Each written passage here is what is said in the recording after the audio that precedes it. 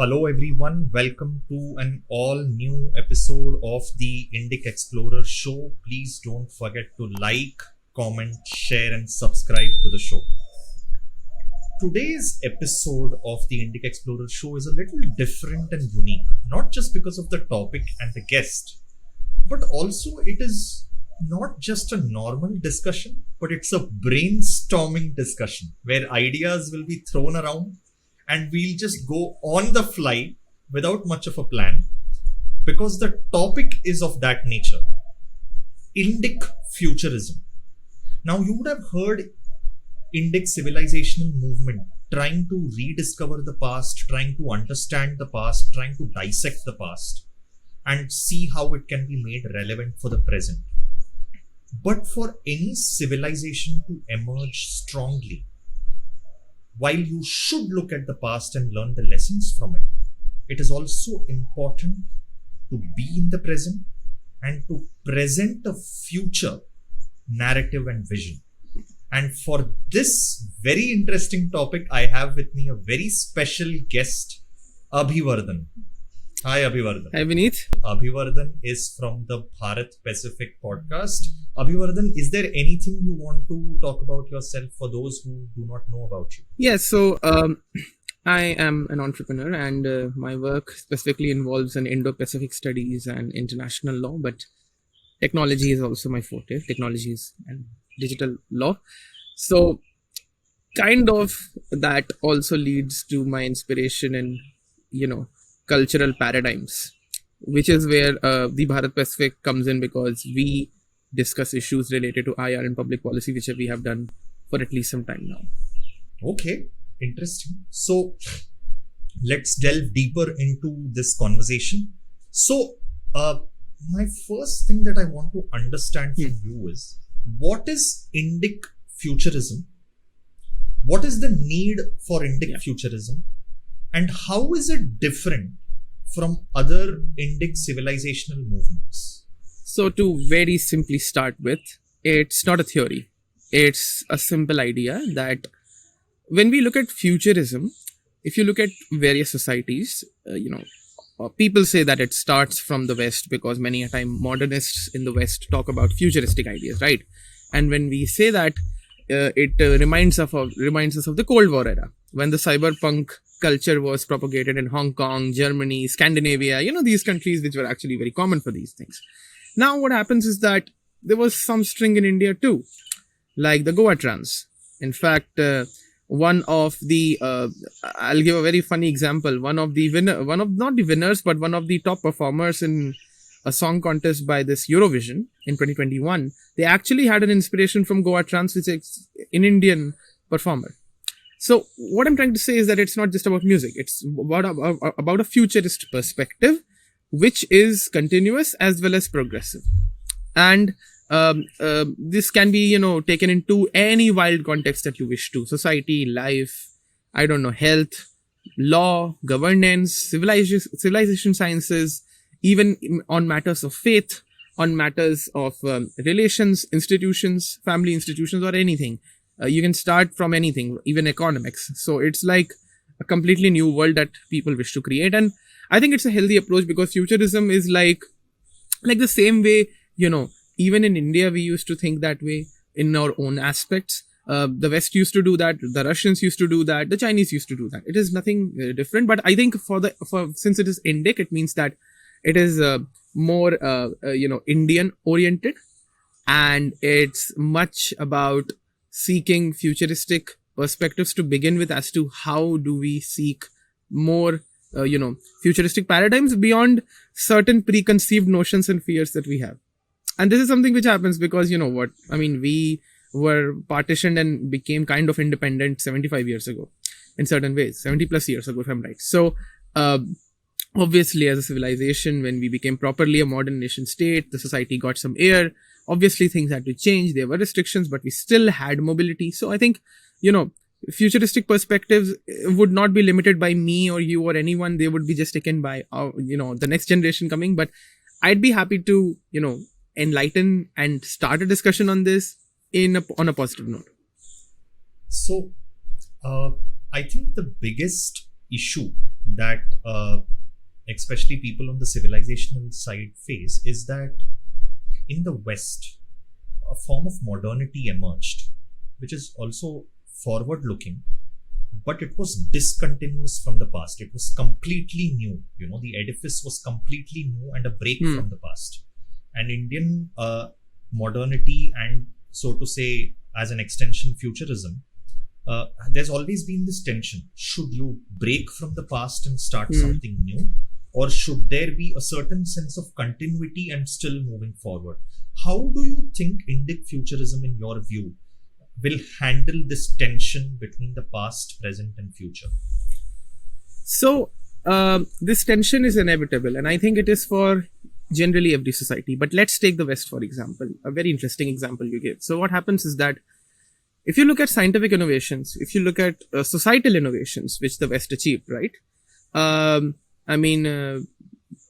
There was a concept called the generation of rights, which is to say that there are 3 generations of rights, and the second generation of rights, the third generation or second generation was about emancipation of women's rights.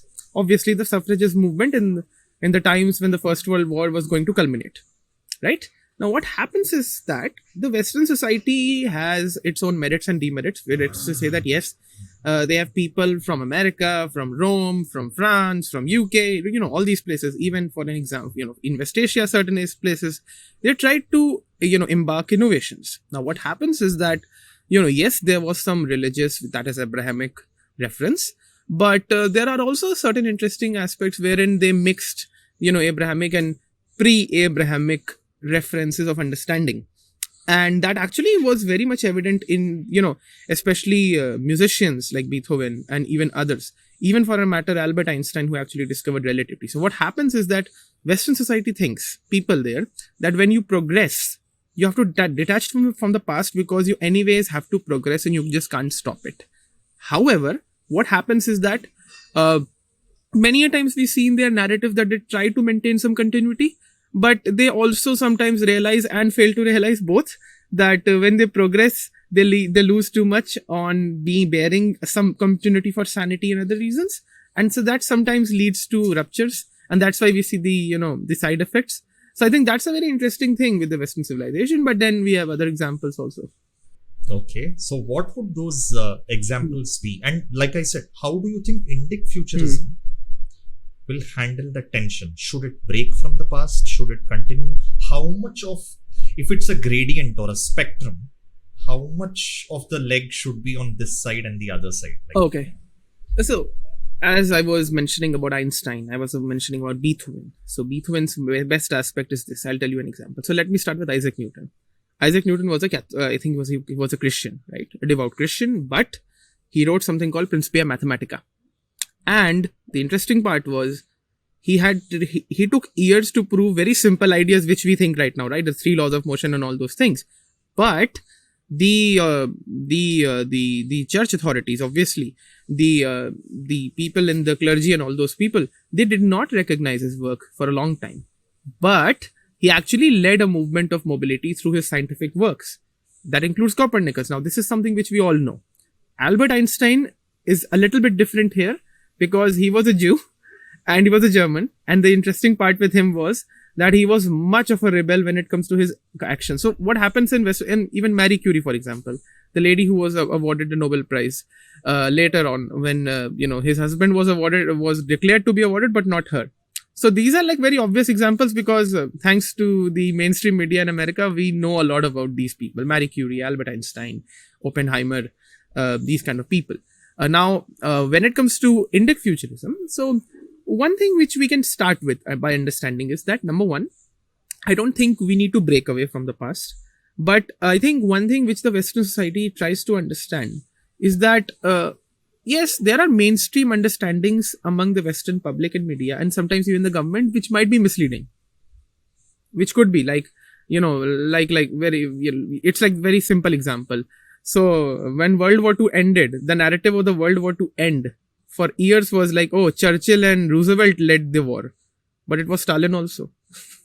The UK was not so strong to defeat the Nazis. We all know that. The Japanese were bombed by the Americans, but the Soviets had a great role in defeating the Germans and the Italians. So you can't just deny the Soviets, right? And how the Soviets creeped in their own cultural and ideological references. How can we ignore that? There are Prussian, German, and Russian relationships at a societal, at an ideological level, which were there. Even in certain ways, the US was inspired by certain things of the Japanese and the Germans. And we just can't deny that. This is historically true. So I'm not saying we should do that. I'm just saying it was an American inspiration. Now, what we can do is that when we learn about the past, we should, with utmost humility, understand exactly what it was and try to be very candid and honest about it.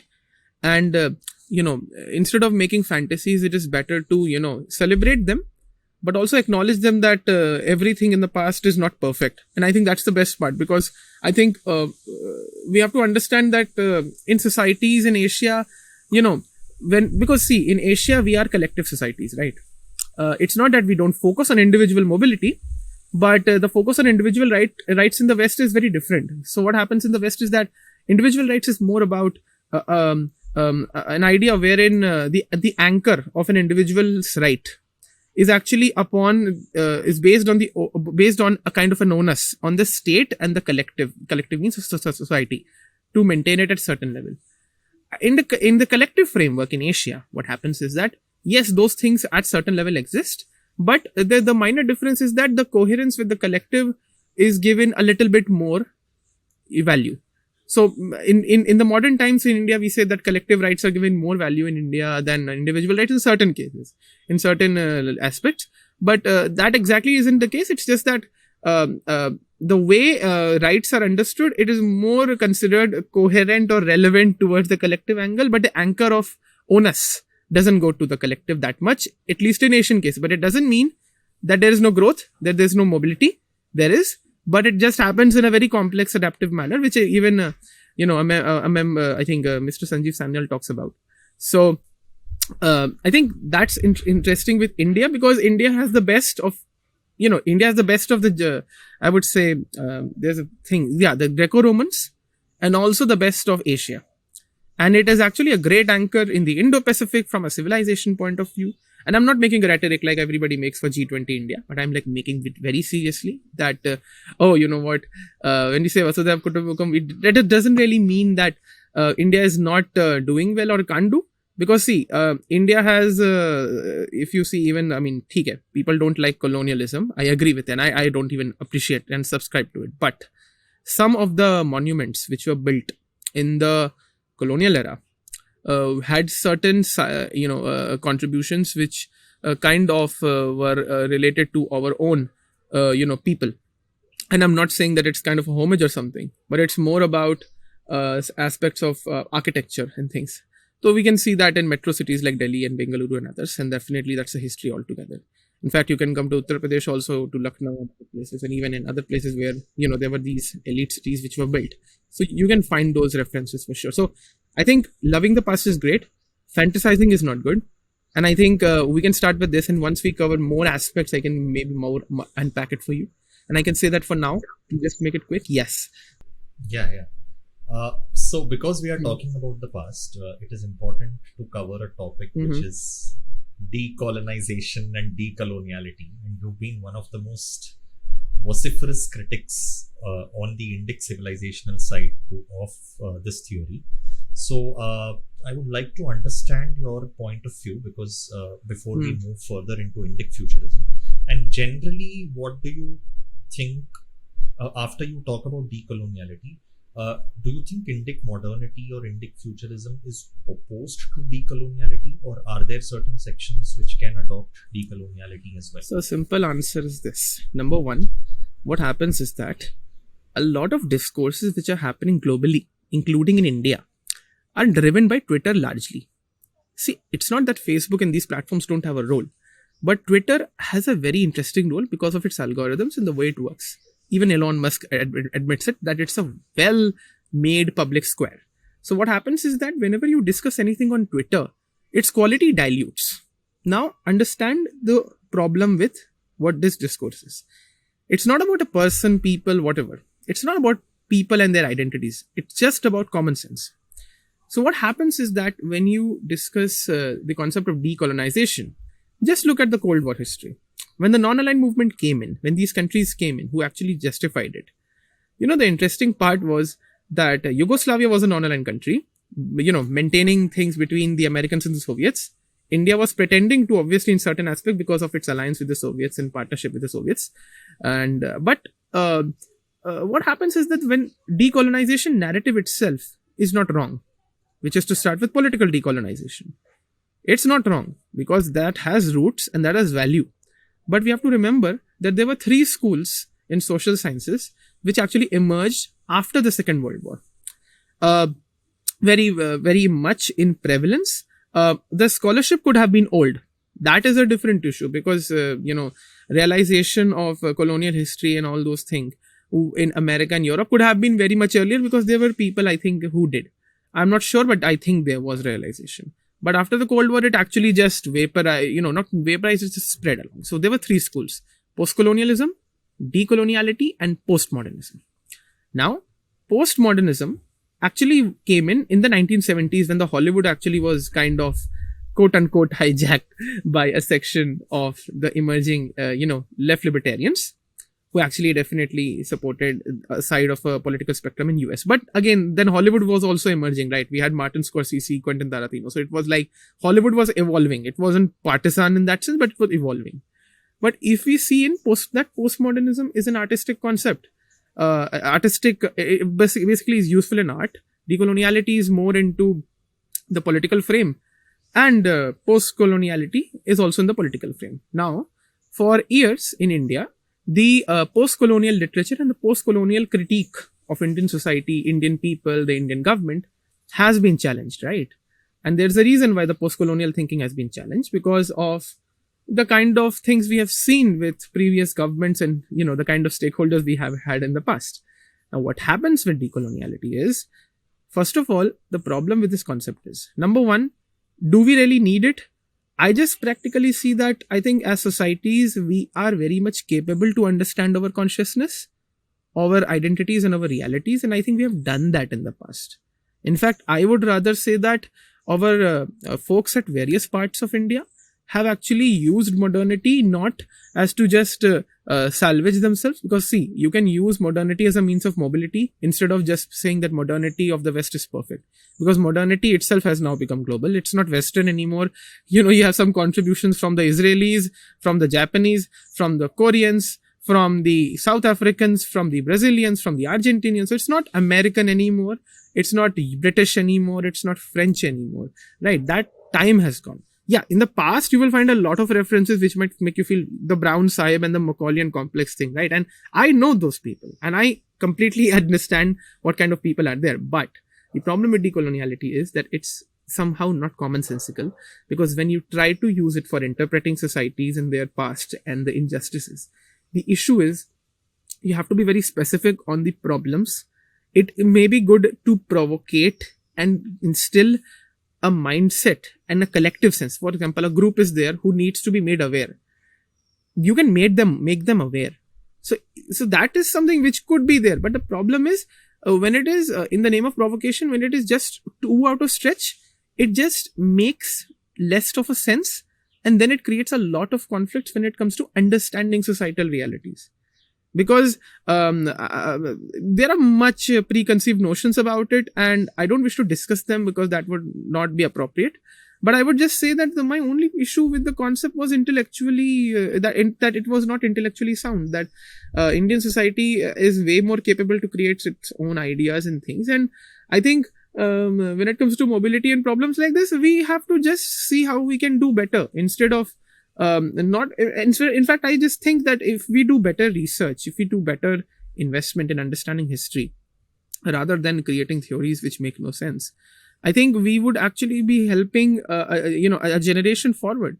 Now, collective consciousness generation is a different thing altogether, but I think that can be done by proper education. But I don't think how decoloniality helps. It's just a theory. It's just a flawed theory among many flawed theories in the West, because the West makes mistakes, right? So the other thing with this is how much of what futurism holds should be native and how much influence can be taken from outside. It's a very interesting dynamic, I think, apart from this whole change and continuity. Native, indigenous, and Bahar ka. Like, that is another sense of, there's a sense of tension in that. What is your take on that? Yeah. So, when it comes to futurism, the one thing which can be really done is this, that it's all right to understand global realities because we can't just get away from that. But I am more interested in how it is done rather than just ignoring and being protectionist. And being protectionist is not a solution. And sometimes I'll just give a simple example. In certain ways, we can say that Japan has become quote unquote cosmopolitan, but the Japanese culture isn't. And the Shintois and the Buddhists aren't like that, right? But there is a cosmopolitan touch to the Japanese in their own way. So my point is that even in Singapore, right? In Singapore, there is some own serenity of its own sorts. So I think for us as an Asian country, as an Indo-Pacific country, it's a very interesting time because what we can do, and I think there are entrepreneurs and people who are already trying to do, I just can't remember their names right now, but I think they are trying to do, they're creating products and they are creating services which are very much India oriented. And, there are certain aspects that you can't decide a percentage or something like that. But what you can do is, if you are workable and able to synergize how something could work out, then it could actually answer the question whether something is indigenous or non-indigenous. Because many a times what happens is that cultural semblance never goes away, even if we think that, everything best comes from modernity of outside world. And this is something which is very obvious for even India. We might think that, sometimes the best innovations come from America, from France, from, anywhere else. So they might just excel and therefore we have to just adapt to them. But it's just not so true. Sometimes we just need a little bit of a push and we just need to take certain aspects of it and then we can do better than them in certain aspects. But there are two aspects. Are we, adapting and creating something out of a sense of competition, or are we doing it for our own well-being? But because there's a difference, right? If you're doing it for our own well-being, we have to do it for our own well-being, and that's different from competition part. If you're doing it for competition, then first be good at the well-being so that you're ready and then you do. So this difference is very important. I think it should be goal specific. It should be ethos specific, and the ethos is not just about some collective perception. It's about understanding how consciousness spreads, because civilization consciousness is a very beautiful idea. It simply means that among people in societies, not just through traditions obviously, rituals obviously, these things are mattering, but even through other subtle things of empathy, subtle things of innovation, subtle things of societal life, subtle things of individual life and individual thinking, mobility, innovation, we actually achieve certain things which are different. And this is itself a beautiful thing, like a canvas, like a fractal, I don't know. So I think that's where I would say. Okay, so since you mentioned about Japan, I thought I'll share an interesting thread. So now our brainstorming session starts, and I'm really, really interested in this now. Since the theory is out of the way, time for some practicals. Here is a thread that I found on Twitter from this person called Ajay. Can you see the screen? Pai Mamu. I think that's this thing. So it's a very interesting thing on how Japan, it's an example of how Japan adopted modernity. So if you see here, he says, Shintoism is the native religion of Japan, accepts sensual gratification. It encourages sacrificing comfort for hard work. Confucianism emphasizes on learning and group harmony. It's because people behaviorally adhere to these values, Japan has seamlessly imbibed modern tech with their age-old traditions. It's a very interesting example. the Shinkansen culture. I'm not sure about the pronunciation, so pardon me on that, as some call it. The Japanese prioritize traditions over anything that threatens to make them obsolete. So, for example, here he gives the example of the tiffin system, which of carrying food in Japan. So basically, he says the Japanese have a traditional tiffin system called bento boxes, where home cooked meals are taken to work in little boxes. This tradition dates back to the 12th century, when men used to carry cooked and dried rice called hoshi-e to work. That's when the bento culture started. In the typical bento box, and here he shows the picture of a bento box, and how a box of bento looks like. Different portions of food are neatly packaged in thin corrugated paper cups, which you can see over here if you see the edges of the paper cups. The green corrugated cup containing Pikachu rice. So, for example, this one here, right? Then he says, these are very delicate to handle since the cups are easily deformable. Due to their frustum shape and tapering structure, it needs to be handled delicately while packing meals. Otherwise, the food will, so if you see here, the food will spill out. If you press it, it will spill out. Now, here comes the Shinkansen culture where you want a robot pack your meals quickly and efficiently, so it saves the human effort. A product engineer will tell you to change these cute paper cups and substitute them for something more sturdy or do away with it. क्योंकि मतलब आप soft क्यों ले रहे हो? You take something very rugged and hard and tough, right? But this is what many modern day supermarket meals look like. A piece of cardboard that's easily handled by robotic arms. Just fill the space with food and pack it. ठीक है? This is what a Western solution to this food packaging tiffin box would be, right? Very hard and rugged. But the Japanese resisted.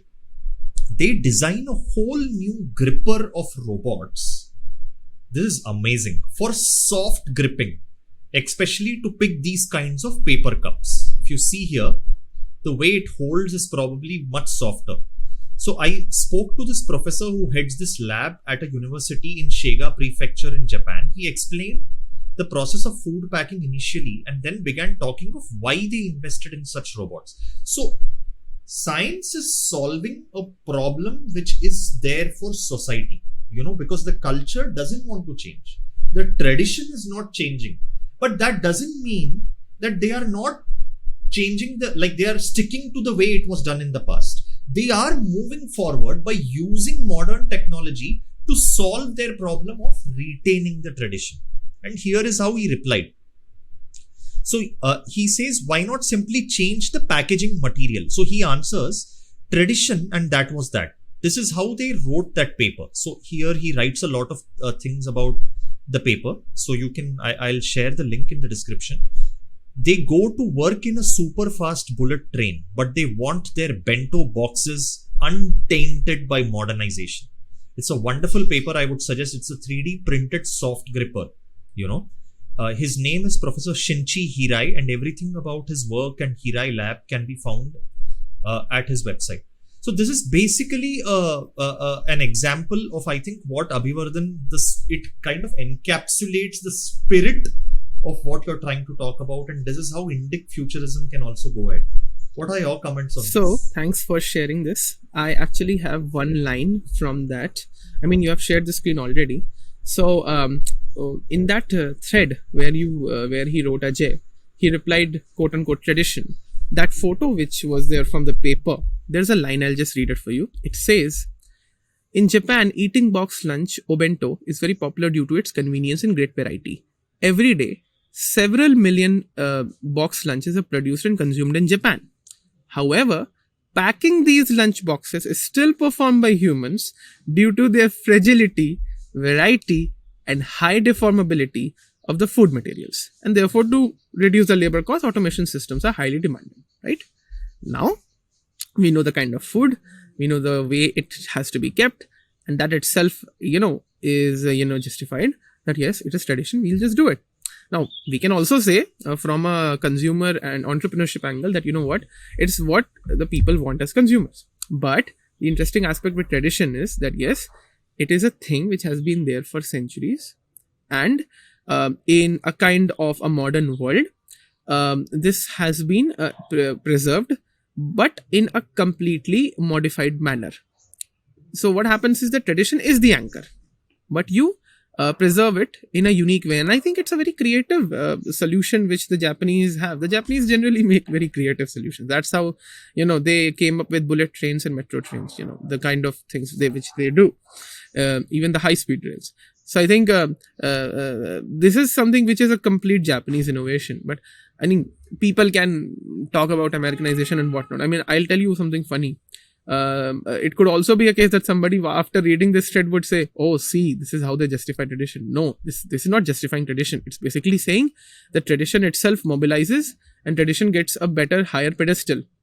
And in things, you can become cyclical, and you don't need to, because here what happens is certain things just grow and certain things just stay.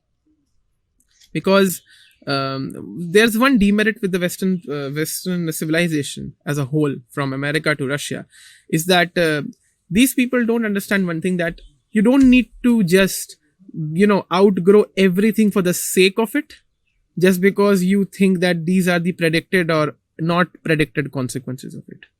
It's like saying, oh, you know what, it's like in geopolitics, they say, oh, this country will just balkanize someday, like Yugoslavia. Well, you think that in IR, what might happen to the East Coast and West Coast of America then, or Canada? We never know, right?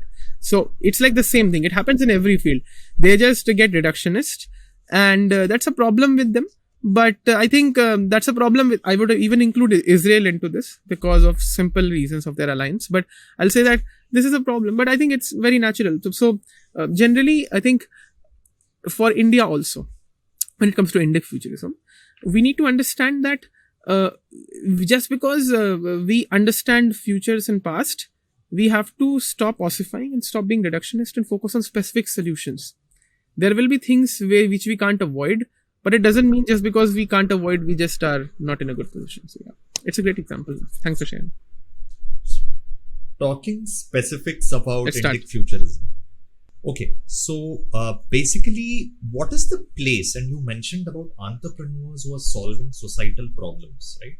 What is the place of capitalism in Indic Futurism? Okay, now when it comes to capitalism, the one problem which is discussed in India, and there's an article by Anurag Saxena for Swaraj, very interesting article on Dharmic capitalism. But even in general, if you see, capitalism is what? It's about that you create a set of things, you sell it to people as consumers, and then you accrue benefits out of it. And capitalism is not mercantilism exactly, because in capitalism, you are given actually for whatever you earn exactly. And capitalism is a much better idea of mobility. But see, even in Indian capitalism, we know that India is much of a socialist state still, because the corporate tax rates under the Income Tax Act and all those things. You see, I mean, the G20 or the G7 perhaps approved 22%, and because they say they wanted to increase it to 22% globally. But bingo, India already had 22%. So my point is that when it comes to capitalism, what happens is that with us as India, we have definitely built much innovative methods of understanding entrepreneurship and even regulatory governance.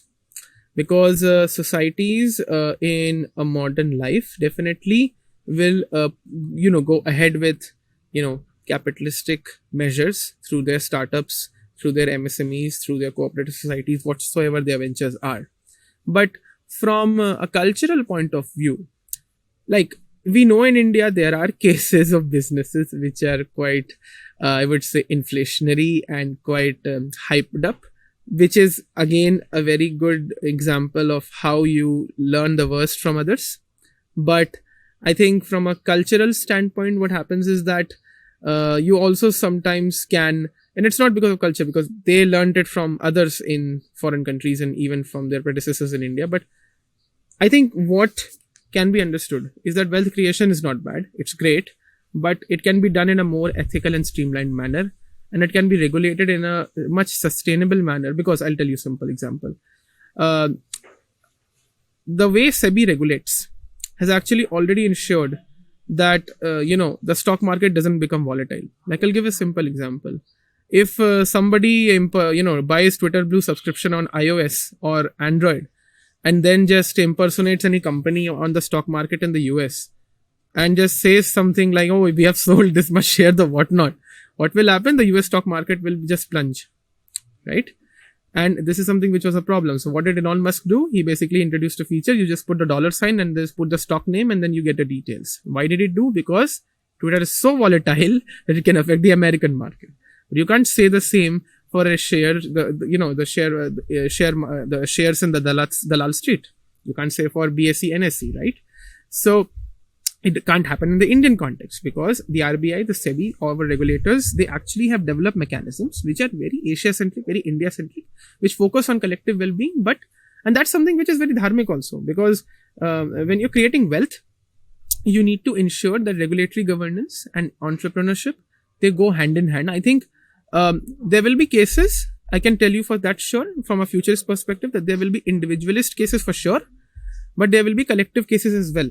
And there will be a lot of legacy ventures who will be, these NGOs and trusts who have been doing great work in terms of certain humanitarian entrepreneurship. And I'm not talking about the ones which are blocked by FCRA, but I'm talking about the genuine ones at social and cultural level. They actually will contribute to entrepreneurship in many ways. I think one of the, I can also give a reference to a talk by, I think, Sanjay Anandram, if I'm right. He is actually a part of NICE, which is a particular body on cultural entrepreneurship. So he had delivered a talk for Swarajya a long time back, and he said that if companies like Wanda and even Alibaba and others can actually get sponsorships for FIFA World Cup 2018 and 2022, while China not participating there, why is it that Indians don't try it in their own way and develop their own companies of the sort, right? Now, I'll give you some examples of certain companies which have tried to do it. Zoho is obviously a great example. Efficient software. Their SaaS services are very great. Zerodha is a company which has, effectively, I would say, hedged out ways to earn profits and become a very stable company. Boat is an interesting example. The company has improved a lot in their manufacturing aspect. Okay, so Bharat Pay is also, the profit issue is a different thing, but we have to remember that before UPI came in, they were actually the first to introduce the QR code, while Paytm wallet was there. So Bharat Pay is a very interesting example. So there are companies in India who are doing it. There are also, society-based associations. Now, on the society-based part, I am not aware of the names, but I know that there are a lot in the southern part. There are some even in the northern part, like in Uttar Pradesh, in Madhya Pradesh, but I just don't exactly remember the names. So they also contribute. But I think it's a simple thing. Individual entrepreneurship will there. You will have collective entrepreneurship by society and even groups. You will also have some sort of state level entrepreneurship, which is through the government, PPP, public-private partnership. And that will be anchored by a kind of an Indian inspiration, which can be dharmic. And when I say dharmic, it means that you can't just be antagonistic to earth, but you can focus on what exactly is the, right perspective. And that's how even many things come up when it comes to this government slogans and promises, which are good. I mean, certain policy promises, they're awesome. So I think they have a dharmic anchor in certain way. Interesting. Slogans are good. Okay. Yeah, I mean, so we should move to the next section, and this really, really interests me. What is the role of futurism in art, in architecture? And I have something to share in this regard. There's this account called Sensei Kraken Zero. I mean, very interesting account. I will share some of the artwork. Let's just analyze this live. And to tell the viewers, Abhivardhan is going to see it for the first time. So, let's look at it. It's quite fascinating, actually. So, can you see the screen, Abhivardhan? I can see it. Yes. So, this is basically elite digital artworks on Hinduism, Shiva Tandavam. The credits Ashwin Vishesh. This is a photo of Shiva doing the Nataraja dance, I think. right? In the sky or in space. Kind of a horizon in certain ways, maybe. I don't know. Yeah. Then this is the second one, Ma Durga by Basudev Can you just click it Parida. if possible? Like Very interesting. Yeah, 1 second. Yeah, Can if you you can see just it click one of the photos. Yeah. Okay. Yeah, very beautiful, by the way. And in fact, I'll tell you, first of all, the background gives you a little bit of a retro, but very calmer vibes. Then it starts with, it's retro, bit of a cyberpunk thing.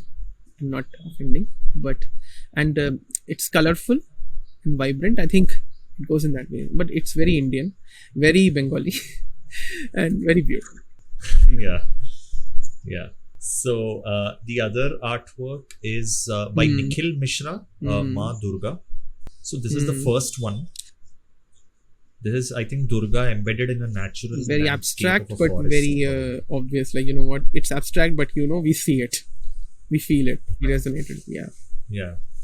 This is Durga, I think, Agni and probably riding a bull, if I can see her. Or standing on top of a bull with her Trishul. Again, another photo of a similar kind, but I think here she's standing. And there's a ray of fire behind. Wow, this is abstract to another level. I think shout out for Nikhil Mishra Creations here. What It's an artwork multiversal. is this? Brilliant. Yeah. Yeah, I mean, guys, exclusive on the Indic Explorer show. Such gems that you have to curate. 1 second. Nikhil Mishra, again, this guy is a genius. I mean, I hope I can call him on the podcast. This is just next level. I mean, this is a confluence, maybe. Yeah, it's beautiful. Yeah, it's the artwork is beautiful. It's very well rendered. It has certain futuristic elements, but it's not taking away from the spiritual value of the original. Like, it's respectful. It comes from a place of great devotion and respect. This is, I think, Tirupati Balaji, if I'm not wrong. And regal in his avatar. This is Hanuman. Just a side, like just a 50, like half profile of Hanuman. The rest of it is. It's like Hanumanji in perspective. Yeah. Yeah. And this is Karni Mata. Yeah. Again. I mean, just outstanding artwork, guys. I think you should follow this account. Then this is one. Then I had another one. If you can see this. I can. This is basically Helios Twitter account. It's he was just fiddling with this AI, and it's a render of a Hindu aesthetic railway terminal. Just look at this. I mean, this is like, I would take the train just to see this. Yeah, I mean, you can create metro stations like that. I don't know, or maybe bullet trains. Yeah, absolutely. And this is what it is, right? It is embracing of Indian culture. It is in no way negating Indian culture, but it is building something on top of it, which is just wonderful. Okay, I think we'll come back to the rest of the artwork. I'm sure you have a few things up your sleeve as well. And I'm really fascinated by this concept of techno temples.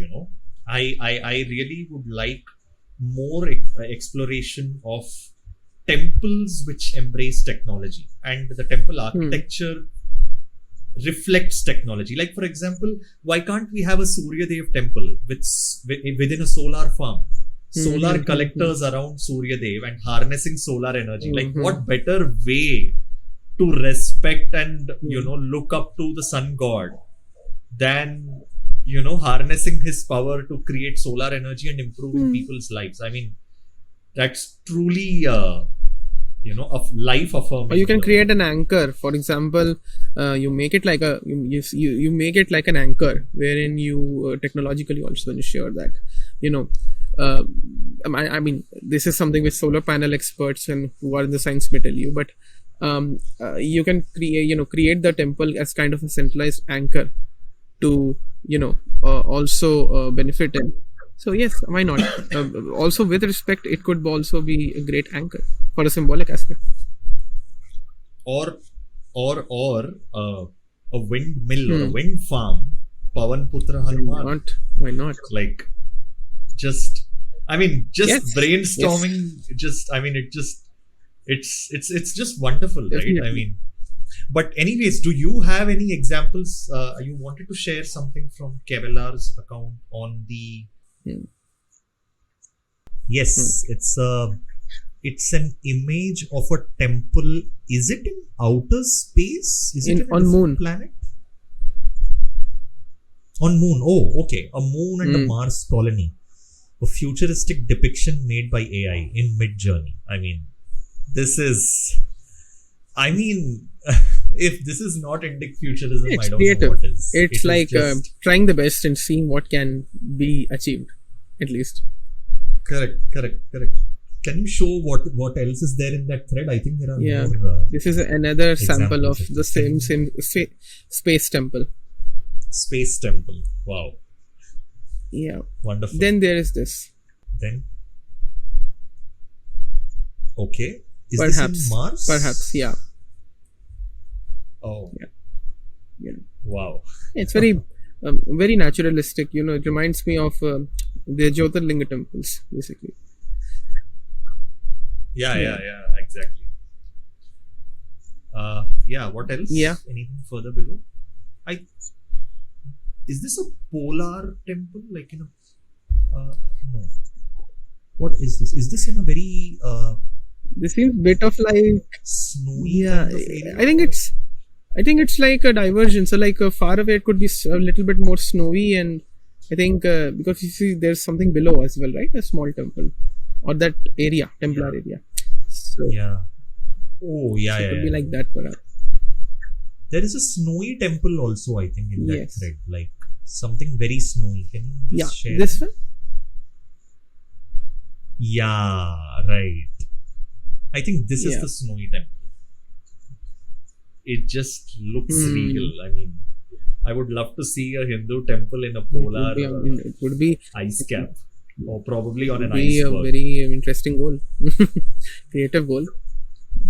The closest I think is that snow Hmm. lingam in Kailash, but this is, I mean, it's still like, this Hmm. is really Hmm. outstanding.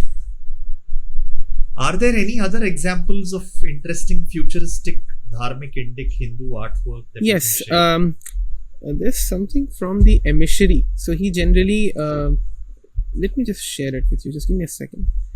I think I know. Yeah, these guys, I'm telling you, Emissary, Kraken, these people have a, I mean, wonderful futuristic vision in terms of what they. Great shout out to these guys. You should definitely follow them. This is of course, Yeah. Kevelar as well. Very inquisitive, Is this an underwater temple? perhaps. Yeah. Wow. I mean, I'm just reminded of Dwarka now. Yeah. Wow. Like a Matsya temple underwater. kind of. Yeah. Perfect setting. What are other examples? And Abhivardhan, just keep these links in sequence. So share it with me in sequence. Yeah. I have shared you at your DM as well on WhatsApp. If you can check that. Wow. What is Very this? mountain. Kevelar again. Very Himalayan, very mountainous. Is this a mountain setting? Okay.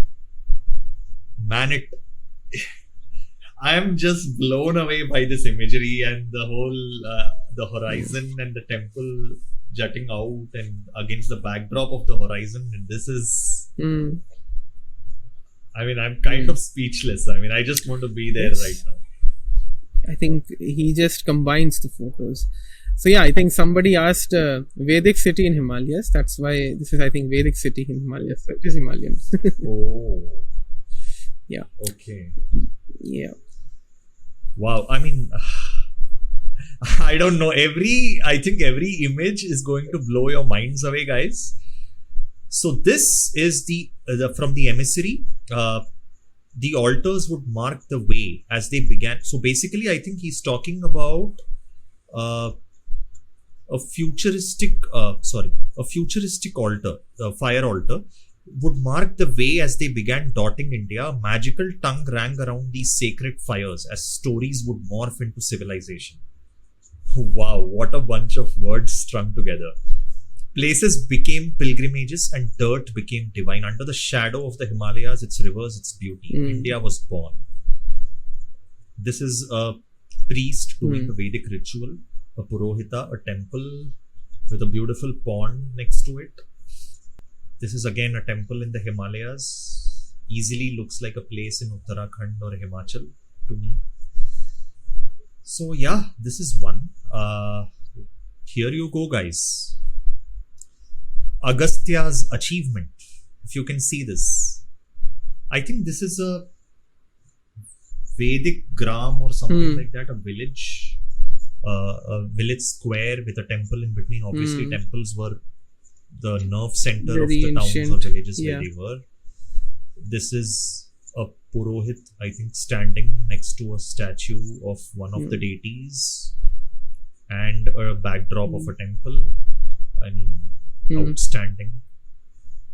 And again, this is the stairwell of a temple, the entranceway. I mean, this is incredible. So shout out to the emissary, guys. You need to follow him. Agastya's achievement. This is a steampunk Vedic chariot with an elephant. This is something else. Look at the armor on the elephant. Look at the pointed weapon on next to the tusk, and look at the hoofs on the elephant's legs, and steampunk at its very best. Very royal. Yeah, very royal. Then this is again, I think, a Himalayan landscape, a pond, and where the reflection of the temple is falling. Again, extremely beautiful. So yeah, these are some examples of some interesting artwork, guys. Like I said, you're in for a very unique feast to the senses in this podcast. And is there any other artwork, Abhivardhan? I'm not able to recover from that much aesthetic art. Is I there guess anything else you have? there was a thread on the network state in which he had discussed about. Yeah, we'll go to that. I think we have to pivot to that. So the emissary actually had a very interesting thread, which was based on Balaji Srinivasan's book, which is The Network State. And Abhivardhan, I would just like you to introduce that concept very, very briefly, just for a basic understanding of the viewers. And then we can go to the emissary's thread, where he uses Balaji Srinivasan's concept of a network state and how it can be relevant for Indic Futurism, for a Dharmic state of the future. So take it away. Network state and Balaji Srinivasan, former CTO of Coinbase, very interesting guy. He actually came up with this idea. Now, if you know the concept of a modern state, this is for the viewers. There are 4 elements. Number 1, people. Number 2, government. Number 3, territory. Number 4, supremacy or sovereignty, or sovereign equality under the UN Charter. Now, what happens is that network state is also a sovereign state. The only difference is that its territory is digital, and people again exist, but it's not like a general nation state. For example, you have a startup. So the Balaji says in his book called The Network, I've even done a review on this. So the book of The Network State, he says, a startup society, a company, or I don't know, registration is a different issue. That's not the problem. But a startup gets a network of people. You're creating a networking community. So you can use digital tech. You can create that networking community. And that networking community itself, since it is the people, the word nation means the people. So it's kind of a new modern concept by him, where he says that you have people who have a networking community, and a networking community is the nation. Therefore, they create a network state through their collaborations financially and otherwise. That's the network state. It's an aberration, but the aberration is that it's not about a real physical territory anymore. So a startup can be found in Panama, and if there are 100 million subscribers to it as nation state people, indirectly they can be network state people, and actually they can fund that particular startup. So that's a network state. But can one person be part of multiple network states? Generally, there is no treaty or regulation for it. It's a crazy idea, but yes, people can be. Okay, so now that we know about this about this concept, let's go into what the emissary. So this is what I really love, when someone adds their own ring to a concept and kind of builds something new out of it. I mean, this is the emissary here. He says God state network is a central theme in the network state. Have been thinking of an example of dharma. Okay, so here he goes down. So here he's talking about different Hindu temples which got destroyed during the invasions, the universities, Nalanda and all, yeah. all of that. So this led to a crisis. So here he says next was the state of fractured India, which was broken up into multiple parts, right? During the invasions. Lastly, network, this was the network. How dharma survived. One element may be cast against a bulwark against conversion. Now this is again a controversial topic, but let's not say specific identities. But the underrated, let's say people in the sense that they kind of create groupings, and let's use that. Yeah, it's the idea here is not just about, it is networks, about exactly. Networks Network groupings of communities, right? Exactly. Yeah, so let's just use that as the relevant and limited concept. But the underrated one is traveling sadhus across India. Reservoirs of knowledge and practice, they would spread and revitalize dharma even as both temple and state fell. Just so basically it's this network that he's talking about. Then again, this is by his reading of Balaji's book. He's calling this network state, Dharmic network state, as Meghprast, the expanse of the cloud, symbolized by Lord Indra's heavenly mount, Airavata. I mean, this is just beautiful. I mean, multiple-headed tusked elephant. This is the symbol of the Dharmic network state. The necessity of this network state rests on two pillars. So he says the inefficiency and the incapability of the Indian state to promote certain cultural preservation and expansions, namely things like manuscript translation, architecture cultivation, art patronization. So this network state is formed around a common sense of objectives and purpose and goals that you want to reach. The cold fact that the Indian diaspora, who are well off and within Anglo-American institutions, are which are extremely hostile to Hinduism, what use is a diaspora if they don't put on for their own people? So then he talks about Meghprast. There are many in the diaspora and within India who bemoan the state of affairs, while only the Indian state can handle things like law and order. So he's saying that, of course, you need the geographical state, but the cultural aspects can be promoted by a private network of individuals with enough capital and capture. Individuals interested to contribute to a community fund. So in a way, it's like a crowdsourcing. The citizens of Meghprast vote on initiatives that should be funded: literature translation, commissioning a sculpture, restoring a temple, what goes in and out. Like a crypto ledger, transparency, Eventually, long-term projects could be established as well as a physical presence. For example, buy a plot of land to set up a Vedic Pathshala school hospital, build an office of affairs for political lobbying in countries, fund a film series related to Hindu Indian causes, right? It all starts small, but you scale. A tribe becomes a village becomes a city-state, and then but on a decentralized level. From cloud to capital to concrete, just distributed.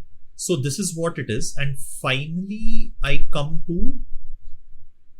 No, I think this was the... I think this is the end of that. Yeah. So this is what the concept of the network state was, and used for the benefit of Hindu Dharma. And again, facet of Indic Futurism. These are aspects that are, I can't tell you how criminally ignored these aspects are, right? Like to use your mind creatively, scientifically to think about the future. This vision of the future is what is so deeply lacking right now in the Indic civilizational movement. I'm sure you agree Completely with agreed. that. See, there are innovations which have their own tone and have their own relevance, and not even I would say tapping on the potential is obviously a huge mistake. You just said it criminally. I completely agree with that. I mean, if we don't even try to extrapolate and understand and even improvise upon it, we will not be. I mean, that's what exactly the MSCD did, right? I mean, he kind of improvised upon these ideas that how can Aravat be related to this, and how can this narrative be built. It's about two things: narrative and the consistency of what is the policy proposition. And that's exactly what he tried to do in the network state. Because see, there's only one contention, that when it comes to the network state, maybe our CBDCs or the UPI can do better than this crypto thing. That's one thing, because I think Indian ventures in the government of India might be very anti-crypto, except the Web3 companies, which are very different from crypto. So let us see. I mean, but otherwise, yeah, I mean, it's a great thing to do. And I think when it comes to cultural cognizance, it's the same thing. When you are conscious about your own realities, it's more about how it breathes, how it floats, how it aspires, and that's what exactly the thread represented. Yeah. So I want to, since we are talking about Web3 and technology, I want you to comment on, and people would be really interested, again, a very less discussed topic, the ethics behind technology and dharma, like through the prism of dharma, right? And how do you think technology will shape our civilizational future? And there are certain pointers based on which I want you to comment. For example, what would be the dharmic take on blockchain and crypto? So firstly, comment on the first part, how technology can shape dharma, or dharma can shape technology, whichever way you see it. And then we'll come to blockchain, crypto, etc. Ek point time. Let's start quickly on technology. See, technology from a Western context has been more like this. I'll take the example of music. So the best way to explain the difference between Indian music and Western music is how they understand the relevance of the stakeholders. In Indian music, the one who is a singer, whether Hindustani, whether Carnatic, whatever, the guy or the person who sings matters the most. The way he, she, whosoever sings matters the most. Therefore, it is the human element. When we go to the West, we see the grandeur of your, auto-tune. Auto-tune is a new thing, but I'm talking about instruments. So the investment there is more on the technology. It's not that people don't do that. It's not that people don't sing, but the emphasis is on the technology, the material part. Here, we consider, I mean, we have great instruments for sure. We have done innovations. We have Raja, and we have so many, A.R. Rahman and so many other musicians across India. But I think the Indian aspect and the Asian aspect has been that it is the singer who has to maneuver. And in the West, it is the instruments. Now, when it comes to technology and dharma, we have to understand that dharma is also driven by how to address dharma sankat. And sometimes when there is no dharma sankat, how dharma is very self-preserving and very stabilizing. And that is where, I guess, we are already, I think, way beyond the American notion of technology ethics and the Scandinavian concept of technology ethics. We are way ahead of them in the sense that, I think, not in the sense of R&D and those things, but in the sense of like the philosophical evolution. Now, the thing is that, I'll give you a simple example. So, when this whole concept comes in that, AI will fix everything, what happens is that it's an exploitation done through Web3 and Web2 technologies to kind of not to disenfranchise people, right? But when you have a dharmic perspective, it's not about collective versus individual. It's just about being self-stabilizing and then outgrowing accordingly. For example, the Union government's strategy of data for development, which they have proposed in Sci-Fi 2022, and they do it in every single technology forum across India and the globe. We see that data for development is kind of an Indic or an Indian idea because it has its own, self-preserving roots. Because what they're trying to say is that the CCP or the Chinese might want to quote-unquote control, the Americans want to just profiteer, the Europeans might just create sophisticated rules like GDPR. And for the record, the GDPR is not bad. It's just sometimes a little bit too fragile. It's good, but still very sophisticated, right? The AI Act and all those. But India can do something different. What they can do is to develop and outgrow a stable foundation. Because for a big economy like us, and I think that is itself very much would reek of Dharma. Because sometimes what happens is there are certain dharmic aspects which are scriptural, which are based on societal aspects, and sometimes the dharmic, synergy of looking at things and solving problems using technology could be very much, I would say, empathetic, which could just come by actions. And sometimes things might not be scriptural, sometimes just they might be, naturalistics that they would just outgrow you. And I think that's where the dharmic perspective can do a lot. I think your second question, I think if you can just quickly give a reference. Yeah, so there are certain futuristic technologies which I would want you to analyze from a dharmic prism. So first is crypto and blockchain. See, crypto and blockchain. I don't hate blockchain, but crypto is a shady concept. And the problem with crypto is this. If you have private blockchain, you still are safe enough because you have to literally destroy every single server to kind of let it go off. So if you have 100 servers, then yeah. But public blockchain, now what happens is that when you have the dark web era, you still have dark web, right? Now web 2 came in and dark web came in. Dark web was much about doing illicit things and things, in the dark.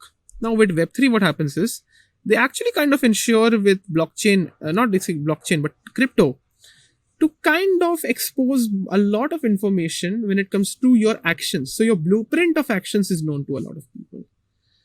From where you started to the destination, even in the middle where you went off.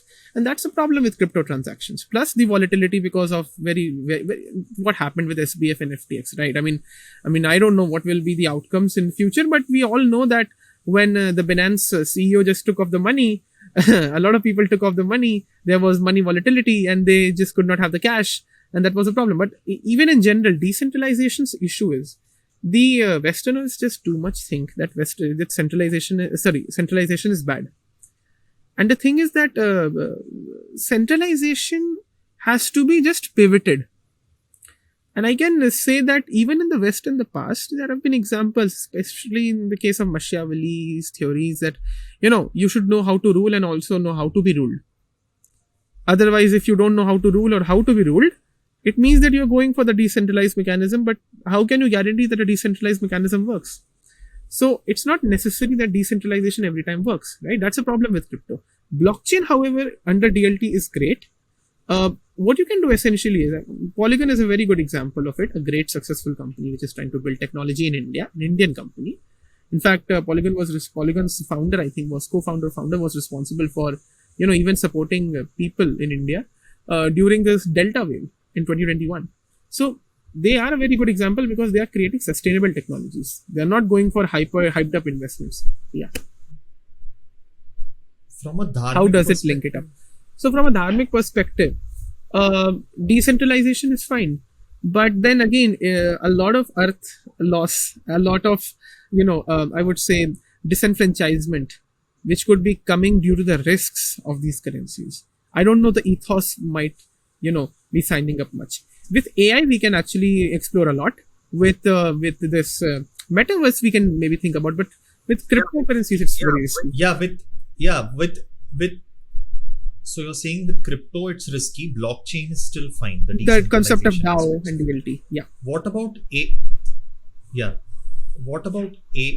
DAO, decentralized autonomous organization. It's like a public square, but you have everything decentralized. Okay. What about artificial intelligence and dharma? Very interesting perspective. So in AI, because AI and law is my key area. Now what happens with AI is that we generally focus on this point, that it's about autonomy and also explainability of actions. So if an algorithm is working in a certain way, it is kind of driven by the kind of perceptions, the kind of data it receives. Now, from a dharmic perspective, how could be it that AI could be considered fundamentally very helpful from a risk perspective, and sometimes even from, I would say, of a self-comprehensive development aspect. If you want to develop or test something, then from a dharmic angle, AI seems to be a very philosophically reasonable thing. And if you go for advanced applications beyond philosophy and theory bashing, I can say that AI could be actually, if used with proper data, with proper machine learning, with proper tools and all the compliance procedures, I think from a dharmic perspective, AI could be really very fascinating to look forward to. Which is why I think, yeah. But what about privacy concerns? So I think there with previous, yeah. What would be a dharmic take on individual I'm very glad privacy? you came on to that. I would have even come on IP and copyright, but I'll come on privacy. See, in privacy law, the simple thing is, if you have a dharmic perspective, the risk is this: you know that the AI will actually have to understand your data. The privacy risk is how will it understand and how will it actually spread across in response, in actions. A dharmic perspective could be that it's more about the fact that yes, so one abstract angle of it could be that there's nothing absolutely perfect. There is absolutely perfect. We have to just stay middle of that. If there are two perspectives, perfect or non-perfect, we have to stay at that. And when we then address dharma sankat, or we are just in a normal situation, I think in that case, privacy itself can be kind of, I would say, not bargained with, but I think there's a perspective called pseudonymization, which means that you can kind of save your data, you can use it, but you don't need to use it the same way. So I think a dharmic perspective could be a shielded way to, rethink about concepts of privacy. Because generally, even with crypto, this whole idea came in, right? That, crypto means privacy, individual privacy, everything is decentralized. Nothing was going to happen. But we know all happened. So I think from that angle, I think, if you're asking privacy, I think that's what I would tell you. Okay. What about, just briefly touch upon these, Metaverse? Metaverse. Well, it's a Maya Jal. It's a Maya Jal, and I think Dharma can guide you to be resilient, but a Maya Jal is very vicious. That's it, I would say, from a fictional point of view. I'm sure the Advaitins really enjoy the concept of Metaverse probably should interest a lot of Advaitins. 3D printing. Okay. 3D printing generally is like outsourcing technology, right? So kind of it takes away the human hands, the human touch, the things in certain ways, unless but it takes away anyways. It takes away the human touch. So it takes away the human touch. Then it's more about the aspect of sentience, how sentient your product is, how sentient your development is. So I think there it's more about manifestation of how do you use it. So that's my quick take on 3D printing. Internet of Things. I really don't understand what this means. So, what is the Dharma? Simply for a quick angle, IoT means you just put certain sensors and indicators on products, which actually give you a sort of indication and sort of reference to things for technological usage. Now, there was a very screwed suggestion, which is coming from the tech industry, that humans should be chipped in with certain devices which could be used as sensors for health tech. Detect their things. Now, you can use watches and all those things, but here the dharmic perspective could be sensitive. That IoT relates to surveillance and detection related things, right? So a dharmic perspective could be that if you are commoditizing surveillance, and if you're commoditizing detection, you're commoditizing, analysis, the risk is about human dignity. And that is where a Dharma Sankat definitely would come in. Because a dharmic angle could be that a human should be self-aware and autonomous to understand how their lives are, how their well-being is. And if you're just introducing technology to be too much of an interventionist, which creates a spiral, which is because what happens is sometimes when you use technology, it creates an external aspiration, which kinds of dumps down your internal well-being and growth, right? Sometimes it's said that, your body should be in a good state so that your mind is great. But if your body is too much exploited, your mind could not also work well. And it could also be inverse in certain ways. So I think in that sense, we can take a dharmic angle for IoT and, the crazy things which might come ahead. Interesting. Space mining. Space mining. A very ethical question. Because, for example, there's a satellite like Moon. You have a planet. You discover certain minerals or things like that. What's the dharmic context? Now, the first aspect of the dharma is a very earthly idea, but it can get cosmic as well, obviously. But why am I saying earthly? Because in our Indian narratives, now I call them mythological, but it doesn't mean that they are not truths. They are truths for me, very truthful for me. I believe in them in a sense. So that is one thing. So in our narratives, in our stories, in our itihasa, what we see is that obviously stories of space and cosmos have been there, which is why there's a very interesting expert from RIS, Chaitanya Giri. So Dr. Chaitanya Giri talks about exotheology, and we had, I think, a talk about it or something like that. We in the past, or maybe are not. But exotheology is a very interesting concept where the Westerners are now thinking, okay, how to create mythological narratives on space, beyond the usual Star Wars and Marvel narrative. Now the thing is that we already have done in the past. So if we talk about space mining in that context, I think it's more like when it comes to the earthly resources, we worship our earth as a mother, as a goddess. And when we go to space, we also worship the Navagrahas and other grahas. So kind of from a Dharma Sankat perspective, we have to see how are we gonna take this angle forward and adapt to, activities of that sort. So again, the risk comes in. Moral risks definitely come in. Kind of other sorts of, I would say, natural risks come in, because the space is part of the nature, right? The nebula, all of those things, part of the nature. So yeah, there the Dharma Sankat comes in. Yeah, the whole Navagraha thing is a very interesting take, because the whole question here then is Earth my home or is the universe my home? And that changes the way in which you answer this problem. You said it right. This problem. What about robotics and dharma? Okay, robotics is again transferring human agency. In most of these technologies, it's transferring human agency. So when it is a physical world and you have robotics, it's again starts with a risk perspective. But I think maneuverability of robots and robotic actions could be an anchor to understand Dharma and Dharma Sankat. That's, I would say, quickly. Briefly talk about soft power and Indic Futurism. So I'm gonna go beyond Joseph Nye Jr.'s soft power concept. I'll just be quick.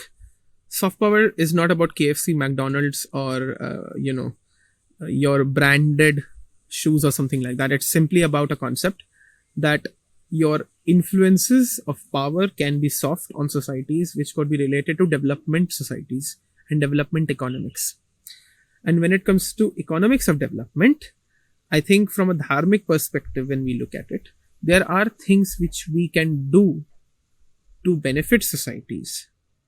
And the creative interventions themselves can create our own soft power leverage for multiple reasons. For example, let us say that our stakeholders using the private sector go in any country which is a developing country, yet not at a state of a per capita income or any influence like us, but we are helping them in the global south. And the government can do it through their governance and technological capabilities. So soft power helps in because of the private sector here, because the private sector already created certain back-end support which the government could leverage otherwise. So soft power is more about in those aspects, which is why these days we hear this discussion of weaponizing soft power after the Ukraine conflict, right? That's where the Dharmic concept can come in to, mitigate the Dharma Sankat. Anyhow.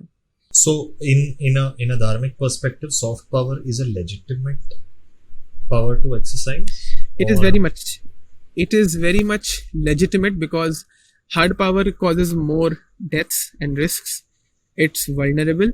It has to be done somehow, but it's more risky. Soft power, at least if you use it in a weaponized manner or even in a normal manner, at least you can try to mitigate at most. But cyber security risks are huge. Hacking a system like, power plant or something like that, or, waging a war or something, that costs life, right? That costs time and resources and many things. So soft power is very legitimate, way safer. And finally, we come to the institution of family and marriage and the future of that. This is a question that the Western world itself is answering a lot. But in a future of Indic Futurism, the vision, what will be the role of the temple, the family, the institution of marriage, which has all these have been pivotal to Hindu Dharma for so long?